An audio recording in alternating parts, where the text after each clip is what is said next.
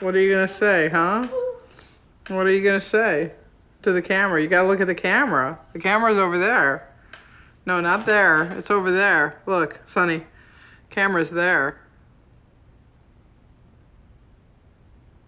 I understood from a really young age that work had this potential to convey time. It was literally going to the Toledo Art Museum or Cleveland and standing before a lot of the masters, realizing what that depicted in relationship to a narrative of the time. The early portraits of my friends is because of Hans Holbein.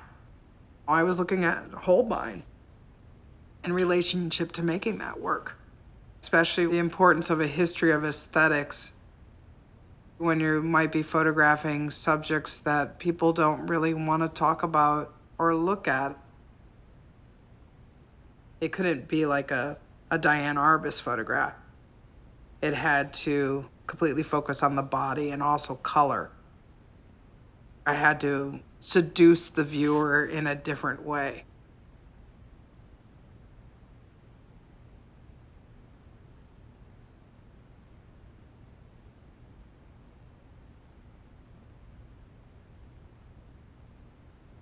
Girlfriends, I think, will always be ongoing. I think that it's going to be just a collection of images that I continue throughout my life, hopefully.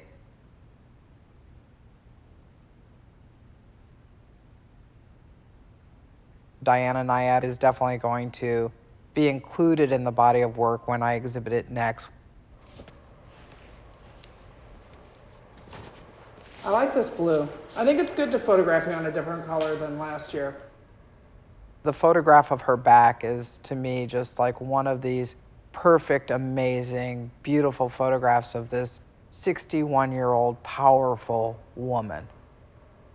All right, here we go, buddy. All right. I want you to try to go in your head where you're going when you're swimming, okay? I just want you to be in that place a bit. Okay, blink and then open your eyes. And look right into the camera, Di. Yeah? How's the light look, Nicole? It's good. The shadow's a little dark. Can you see? I like that with the cap on and the goggles, too. I like it too. I think it's good. Yeah. I love that. That's cool. That's beautiful. But I think maybe I need the 80 lens. Yeah.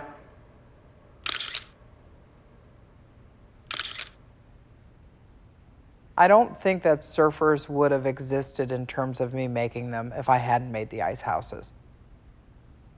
The correlation between surfers and ice houses is this notion of a temporary community that exists on the water. One is a frozen temporary community. The other is a community that is out in the Pacific Ocean. Both of them contain that kind of metaphor of waiting. You can slow down. You can stop. And you can maybe even have an ethereal moment.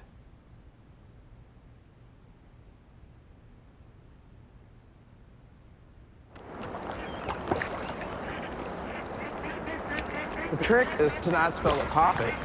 It's okay if the camera drops with the coffee.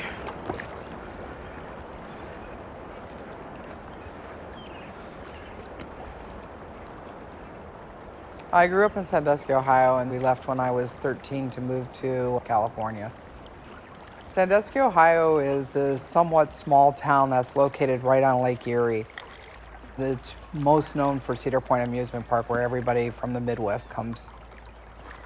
Cleveland is about 45 minutes north of Sandusky. When the Cleveland Clinic approached me to do a body of work, I immediately proposed that I would go and photograph Lake Erie, and specifically because I wanted to go back to Sandusky. One thing I don't like is how the birds go in my horizon. I would prefer that they would go away. It's the first time ever that I've ever been able to do a piece that is actually going to stay there for the life of the building.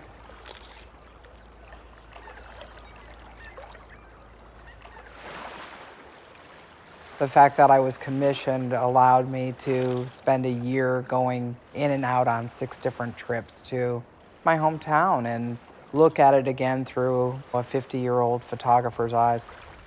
I don't really like the waves breaking that much in it. Oh, that got me wet.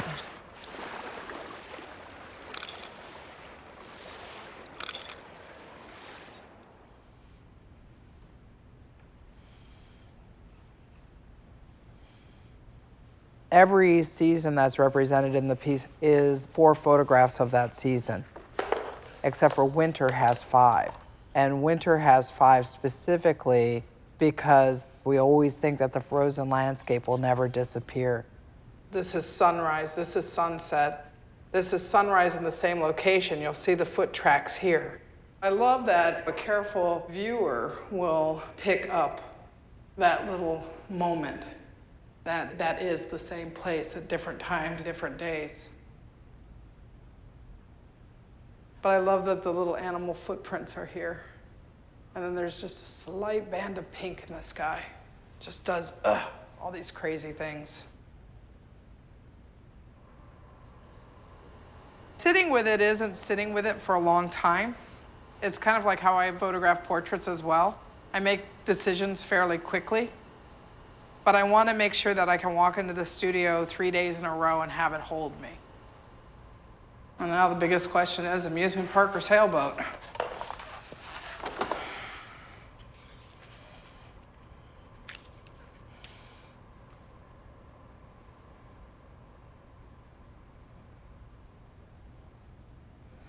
Now I could do away with the Cedar Point one altogether and go to that really ethereal fog one. See how attached I am to Cedar Point as a place.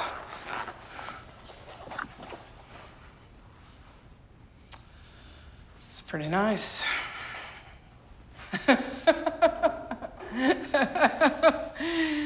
It's a little sad. So that's where you have to let your nostalgia go away, if you can. I don't know. I don't know if I can let my windows. I think so, ultimately, to make a better piece, yeah. So.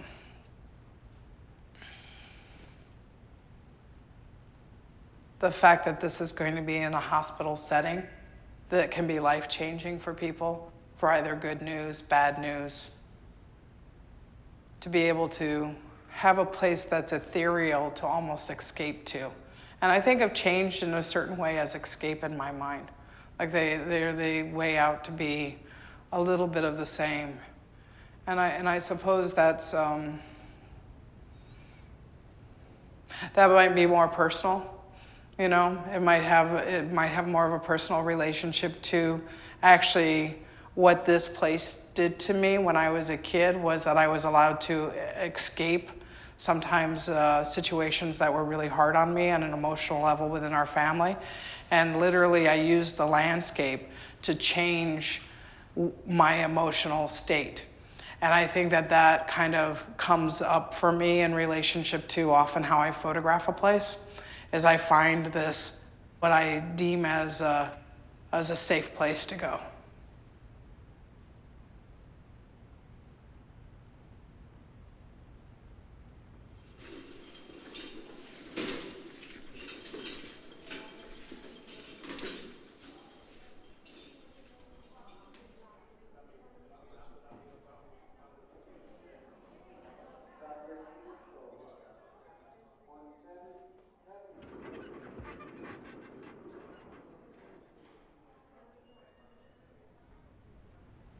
There were years that I emptied out American cities.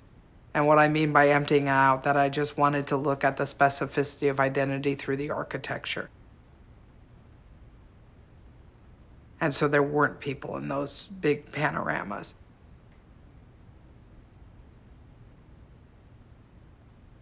I think it started with the body of work in and around home.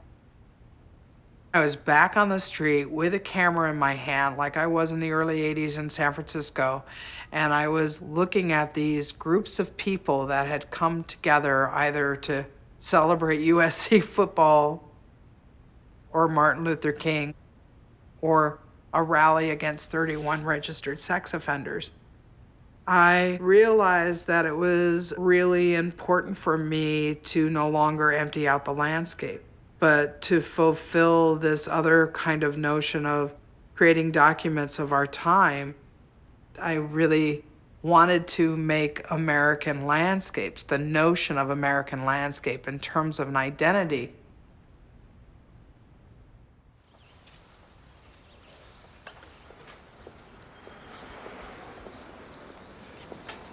Oh my gosh, the trees are amazing. Oh, yeah. Wisteria? No, No? jacarandas. Oh, right. Yeah. Wisteria is kind of a vine that grows over things. Oh, yeah, But what? people from the Midwest say jacaranda. Okay, let's go see our garage friends and see if they're nice. And let me take a picture of them. It's kind of a perfect portrait day. Mm-hmm. Hey guys, how's it going? Hey, how you doing today? You know, I live up the street. I always come here and get my tires fixed. I'm doing a photo series of shopkeepers in the neighborhood. I was wondering if I could do a portrait of you. Okay. Okay, ready? Right here with me. Just relax. Good, let me look at that.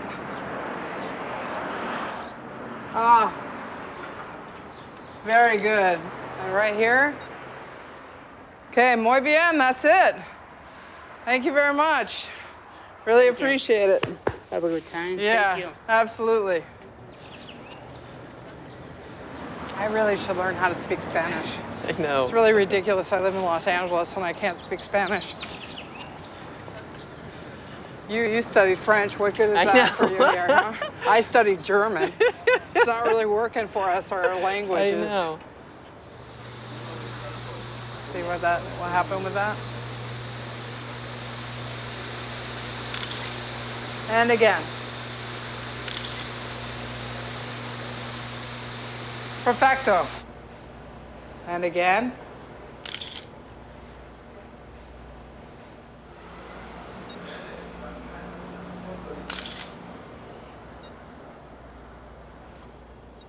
Let me look at my focus. But I like how the window framed her. Yeah. That's nice. Yeah. That's a really kind face. Yeah. So. The curator Jens Hoffman approached a group of photographers, and he wanted to extend the body of work that the Farm Security Administration, the FSA, did in the 1930s under Roosevelt that was headed by Roy Stryker. And Roy Stryker was the one who got Dorothea Lange and Walker Evans to make these great documents of the Depression. The curator, Jens Hoffman, asked a group of contemporary art photographers to basically believe that he is Roy Stryker, and he's re-examining and invoking the FSA period of photography. And I chose to photograph the shopkeepers in my neighborhood. You know what I think is more than the color in these that work the best for me is the quality of light, that I have the daylight in it.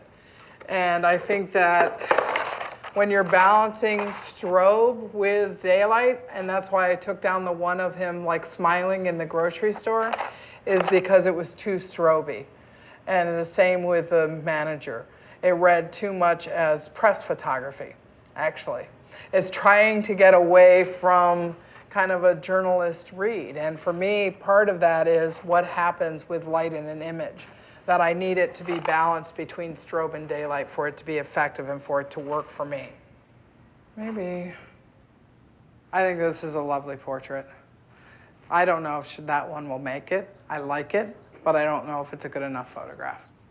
But what I know right now in looking at these is these four do something that I think that I can be held with, you know, the next day, coming into the studio and the next day. But as you make more, that's the thing with editing, then you go like, oh, well, this isn't gonna work now. You just move it around and you move it around until it feels like this right balance to you.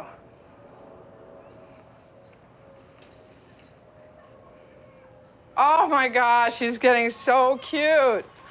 And he heavy. Are you heavy? Look at it. You want to see the dog? Oh, I can't believe it cleared up the way it did. I know, sun started coming out. I was like, wow. Yeah. Okay, you wanna go pick stuff, bud? Let's go to the garden. No. Yeah, then you can come back and play with your friends. Can I go too, Daddy? Huh? Can I go too? Remember? Yeah, you guys can go. You can No go. practice today, so know. you're free. Yeah. You want to come down to the garden? You guys haven't been to the garden in a while. Hey, Oliver, do you want to get your scooter? No? Okay.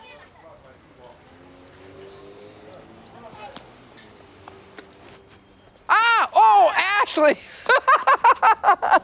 See, this is why I need to start playing catch with Oliver. Huh? One of the things that drives me as a photographer is just extreme curiosity. Right. Are you taller than me now? I think that's it. Almost. Oh my God, you are. All right. Early on, I was always looking at the formation of community in relationship to finding myself within the populace. One of the reasons that I have been driven to the idea of creating moments of representation of my time is not only finding myself within that, it's also this unbelievable human need. No worries. There you go. So just put that in the one on the left. So it seems in a certain way I'm allowing myself to go back to those street photography roots. It's like where I land and what I observe is what I'm making images of. Limbo time! Oh. But no, you get to play right after we walk in the house. Why walking into the house? It's how they finish the piece. They're filming us.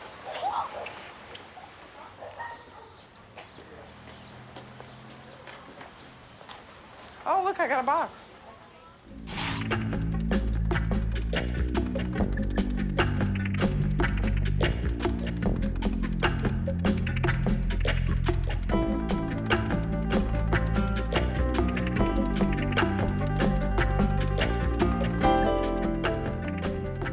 To learn more about art in the 21st century and its educational resources, please visit us online at pbs.org/art21. Art in the 21st Century is available on DVD. The companion book is also available. To order, visit us online at shoppbs.org or call PBS Home Video at 1-800-PLAY-PBS.